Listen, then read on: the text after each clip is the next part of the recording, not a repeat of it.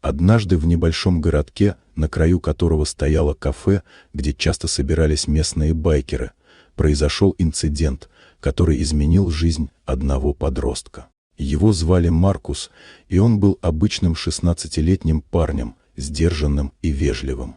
Но он не знал, что однажды окажется в центре внимания.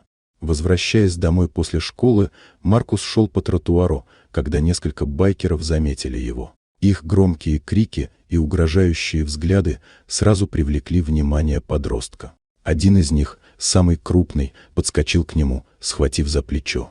«Ты что тут делаешь, черномазый?» — рявкнул он, и остальные байкеры засмеялись. «Убирайся отсюда, или хуже будет». Маркус попытался сохранить спокойствие. Он не хотел конфликтов, но понимал, что ситуация опасна. Он молчал, но внутри его росло напряжение. Байкеры продолжали угрожать. Один из них подступил ближе. «Мы не дадим тебе прохода, мальчишка. Тебе не место здесь». Что байкеры не знали, так это кто был отец Маркуса. Джонатан, его отец, служил в ФБР. Но он не был типичным агентом. Он был человеком с глубокими принципами, который всегда думал не только о правосудии, но и о последствиях своих действий. Когда Джонатан узнал о случившемся, он не просто пришел в ярость, он сразу понял, что нужно действовать осторожно.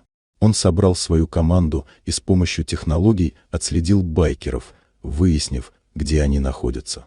Но вместо того, чтобы действовать с применением силы, Джонатан и его команда разработали план, чтобы собрать достаточно доказательств для ареста. Байкеры были арестованы, и их дело дошло до суда. Все это время Маркус сидел дома, переживая, но тоже учился важному уроку. Суд вынес приговор полгода тюрьмы за угрозы жизни несовершеннолетнего. Но вместо того, чтобы радоваться, Джонатан понимал, что наказание – это лишь часть решения. Важно было предотвратить повторение подобных ситуаций. Он продолжал работать над тем, чтобы бороться с предрассудками в обществе, надеясь, что его действия станут примером для других.